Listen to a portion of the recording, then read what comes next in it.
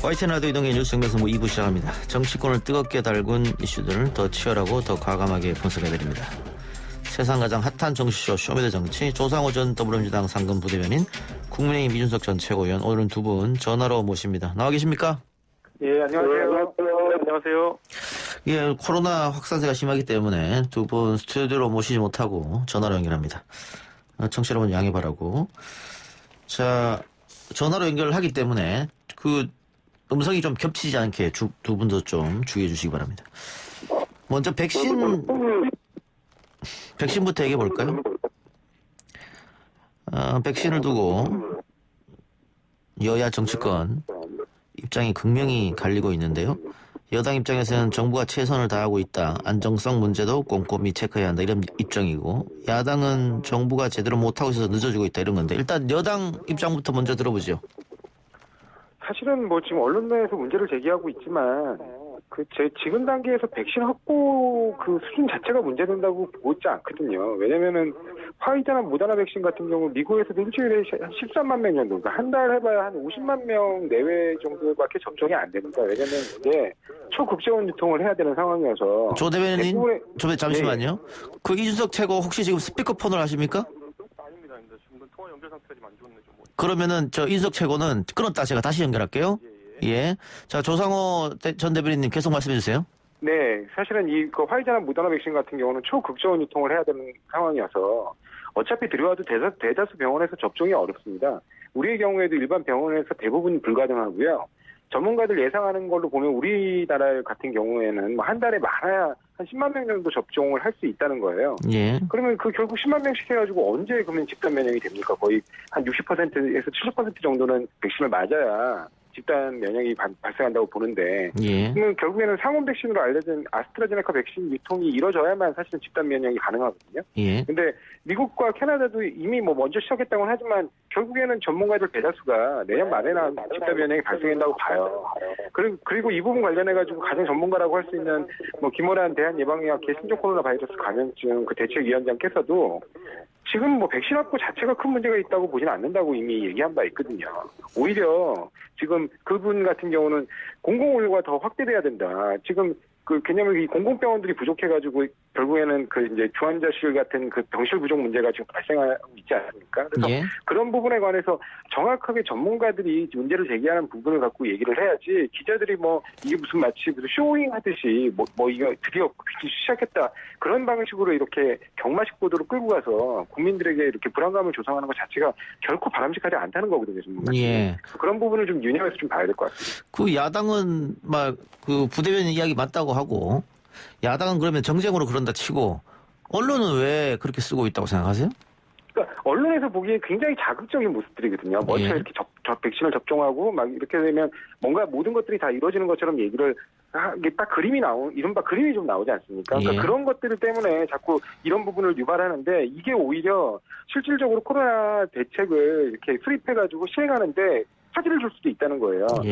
왜냐하면 과거 이게 정말 유념해야 될 게 1976년에 있었던 돼지 바이러스 백신의 교훈도 한번 떠올려봐야 되거든요. 예. 그때 대단하게 위험한 질병인 것처럼 언론들이 끌고 가서 결국에는 안전성이 충분히 검증되지 않은 상태에서 백신 접종이 이루어졌다가 현재 지금 이런 코로나 바이러스에서 백신 부작용이라고 우리들이 일컫고 있는 대표적인 그런 부작용들이 그때 다 발견됐거든요. 예. 그러니까 그런 부분들을 생각을 한다면 지금 정부가 지금 단계별로 밟고 있고 이미 상당 부분 확보한 부분도 있고요. 그러니까 그런데 더해서 현재 지금 접종이 이루어지고 있는 나라들의 경우에는 오히려 이제 어떻게 보면 대규모 3상 유사 효과를 보고 있는 거기 때문에 거기서 지금 이루어지고 있는 부분에서 안전성이 확인되는지 여부를 면밀히 검증하면서 우리도 우리 나름대로 차근차근 백신이 지금 계약한 대로 들여오고, 그에 따라 접종이 이루어진다면 결국에는 대부분의 나라들이, 그러니까 지금 우리가 선진국이라고 일컫는 대부분의 나라들이 내년 말쯤에나 이르러야 집단 면역이 달성할 수 있다고 보기 때문에 그런 부분 관련해가지고 우리가 늦었다고 생각하지 않습니다. 알겠습니다. 지금 이준석 전 최고 통화가 지금 계속 울려가지고 이제 끊고 다시 하고 하는데도 계속 그런 것 같은데요. 코로나19 때문에 어쩔 수 없이 스튜디오로 모시지 못하고 전화로 연결하다 보니까 이런 일이 좀 벌어지는 것 같습니다. 청취자 여러분들 다시 한번 양해를 부탁드리고요. 이렇게 계속 전화가 하울링이 되면 연결이 안 될 것 같은데요. 우리 제작진에서 그 판단을 좀 해주시기 바랍니다.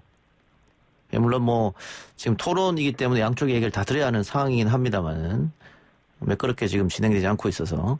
자, 그러면 연결됐습니까? 이준석 최고 이야기 좀 들어볼까요? 이전 최고? 예. 근데 뭐 제가 봤을 때는 백신 문제에 대해 가지고 예.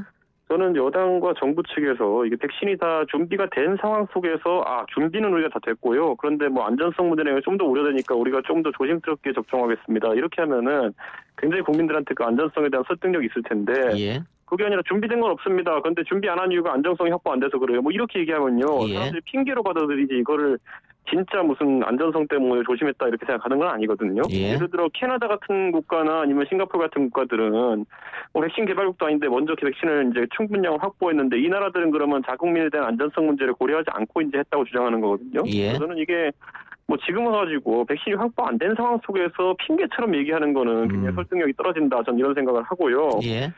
저는 기본적으로 지금 시점에서 예를 들어 아스트라제네카 백신이라는 것이 어쨌든 안전성에 대한 검증이라는 것이 소위 말하는 mRNA 백신이라고 하는 것들보다 적게 이루어진 상황이라고 한다면은 예. 안전성을 위해서 아스트라제네카 백신을 준비했다. 아니면 뭐 얀센, 존슨앤존슨이죠. 그쪽 백신을 준비했다라고 하는 건 더 이유가 안 되거든요. 예. 그러니까 저는 지금 결국에는 정부가 급급해가지고 여러 채널에서 서로 맞지 않는 얘기들을 하고 있는데 제가 봤을 때는 뭐 굉장히 설득력이 없는 얘기를 하고 있습니다. 예.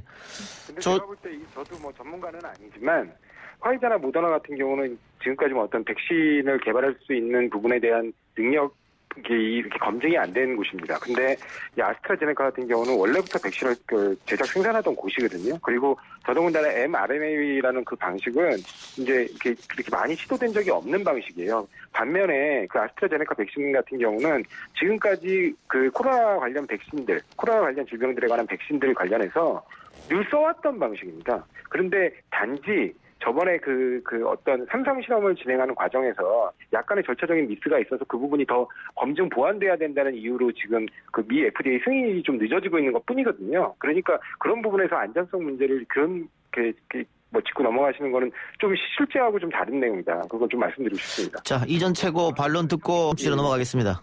상식선에서 FDA 승인이 지연되고 있고 절차적 문제고 뭐고 이게 뭐냐면요. 이게 줄여서 얘기하면 안전성 문제가 검증되지 않았다는 거예요. 그렇기 때문에 그걸 뭐 다른 문제로 치부하는 것 자체가 참 이상하고 지금 그러면은 결국에는 그 mRNA 백신이라고 하는 화이자나 모더나 백신을 접종해가지고 지금 영국과 미국에서 실제로 접종한 결과를 보면은 미국에서 27만 명 접종해가지고 6명 정도가 알레르기 증상이 있고 영국에서 한 20만 명 접종해가지고 2명이 지금 주사 쇼크 같은 현상이 있다고 하는데 이건 백신의 효능과는 관계없이 원래 알레르기랑 주사 쇼크는 모든 형태의 접종에서 나타나는 것이거든요. 그렇다면 도대체 어떤 안전성 문제가 있다고 지금 보고 있는 것인지 이건 지금 여당과 정부 측에서 밝히지도 못하고 있거든요. 뭐 100만 명 맞으면 그럼 안전하다고 할 겁니까? 아니면 뭐 500만 명 맞으면 안전하다고 할 겁니까? 이미 3상으로 진행되는 뭐 일반적인 규모보다 더 넓은 범위에 대해 가지고 접종을 진행해가지고 안전성이 지금 문제가 없다는 상황인데 저는 그러니까 정부에서 그렇게 국민을 설득하려면은 그럼 다른 나라에서 한 100만 명 맞을 때까지 문제 없으면 우리가 안전성 문제 없는 걸 하겠습니다. 뭐 사실 이것도 굉장히 비과학적인 방법이긴 하지만은 기준 자체가 없어요. 원래 보통은 3상 통과하거나 아니면 긴급 승인되거나 그럼 최소한 안전성은 확보됐다고 생각하는 것인데 그거 안 믿고 지금 정부가 자의적인 잣대를 들이밀고 있는데 그게 뭔지도 모르겠습니다. 기준이. 예, 알겠습니다. 백신에 관련해서도 그 양쪽 진영이 팽팽하게 맞서고 있는 상황이고요. 우리 청취자분들이 현명하게 판단할 것 같고. 자, 원래 오늘 할 이야기 중에서 가장 핫한 것은 지금 이야기할 주제입니다. 입시비리와 사모펀드 관련 혐의로 재판을 받아온 정경심 동양대 교수가 어제죠. 1심에서 징역 4년을 선고받고 법정 구속됐는데 뭐 야당에서는 현명한 판단이었다 이렇게 얘기를 할 테고 여당에는 더 그 반대 얘기를 할 텐데 이번에는 야당 입장부터 먼저 들어볼까요? 저는 뭐 이번에 판결은 저는 솔직히 이렇게 형량이 높게 나올 거라 예측 못했습니다. 예. 저 같은 경우에는 뭐 징역형이 나오더라도 집행유예 정도가 나오는 선에서 이제 사실 중간지대가 형성되고 좀 중형이 예상되면은 집행유예가 안 나올 것이고 아니면은 또 경미하다는 판단이 나오면은 벌금형이 나오지 않을까 이런 생각했었는데 예. 이제 사실 그 중형이 선고된 거 보면은 저는 이제 여당 쪽의 인사들이 이게 사실상 괘씸죄가 적용되어서 그렇다고 이제 그걸 하는데 그게 변명이라고 하는 것인지 모르겠지만 괘씸죄가 적용된 건 맞는 것 같습니다. 예. 왜냐하면 지금까지 재판부에서 판결문 공개된 걸 보면요. 진짜 괘씸하거든요. 예. 그러니까 괘씸하니까 괘씸죄가 적용되는 겁니다. 보면은 그 표창장 문제 같은 경우에는 거의 증거가 명백한데도 불구하고 지금 그 공개된 걸 보면 말도 안 되는 변명들. 예를 들어서 그 표창장이 너무 두꺼운데 용지가 두꺼운데 가정용 프린터로 뽑을 수 없기 때문에 그래서 나는 위조한 게 아니다라고 이렇게 주장했는데 실제로 프린터를 그래 가져가가지고 검찰에 시연했잖아요. 이 표창장이 무슨 뭐 하드보드지에 찍는 것도 아니고 그 용지 인쇄하는 거 확인해주고 이렇게까지 해가면서 그걸 입증했는데 저는 아직까지도 거기에 대해 가지고 반성하거나 아니면 인정하는 태도를 가지고 있지 않다는 것도 그렇고 저는 전체적으로 괘씸하니까 괘씸죄가 적용된 거다 그렇게 생각하고요. 저는 지금도 이제 사실관계에 대해서 항소심에 다투겠다라는 의지를 이제 그 피고 측에서 밝히고 있는데 저는 사실관계에 뭐가 달라질 수가 있을까요? 뭐 약간 의구심이 듭니다. 예.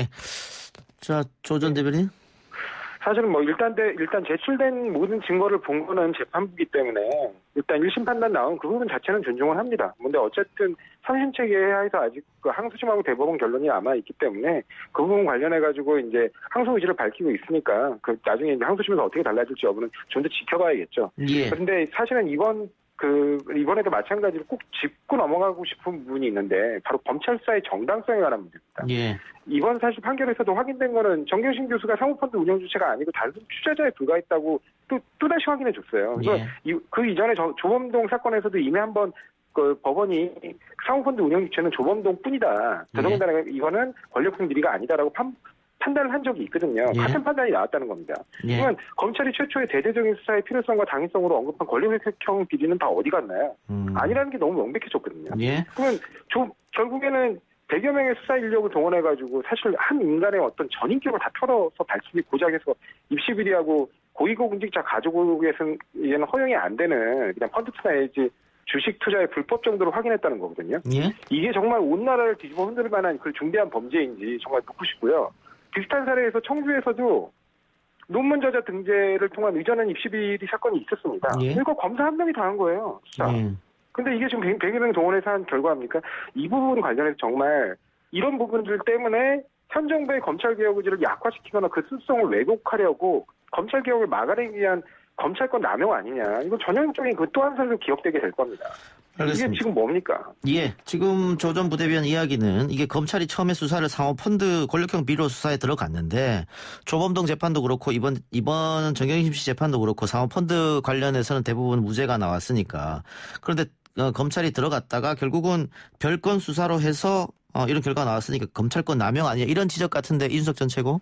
아니 뭐 기본적으로 사모펀드 관련해가지고도 WPM이라는 그 연관 주식에 대해가지고 비공개 정보를 통해가지고 이익을 편취한 것도 나왔고 저는 결국에는 거기서 뭐 투자금이냐 대여금이냐 이런 문제도 있었지만은 결국 투자금인 걸로 드러났고 지금 자꾸 프레임을 뭐 사모펀드에 관해가지고는 아주 무결하다 이런 식으로 이제 짜고 있는데 저는 그것도 이상하고요. 기본적으로 만약에 조 대변인 인식처럼 이게 자범에 해당하는 그런 어떤 사소한 범죄였다고 한다면은 도대체 이거를 옹호하기 위해 가지고 검찰에 몰려가가지고 무슨 검찰개혁이니 반검찰개혁이니 이렇게 정치적 프레임을 잡고 거기다가 검찰청에다 대고 무슨 레이저 쇼하면서 레이저 쏘고 무슨 후원금 모아가지고 조국 응원하다가 보이스피싱 당하고 이게 누가 벌인 일들입니까? 결국 예. 조국 장관 지지자라고 하는 사람들이 일을 크게 만들어가지고 단순한 잡범의 사건을 진짜 잡사건이라고 생각한다면 그에 걸맞게 처신했어야 되는데 치국 사건으로 만든 거 아닙니까 거의. 그러니까 저는 이 사안에 대해 가지고 윤석열 총장의 수사가 편향적이었고 수사할 만한 사안이 아닌데 수사했기 때문에 검찰개혁에 반대하는 그런 어떤 저항이었다라고 이제 보시는 분들은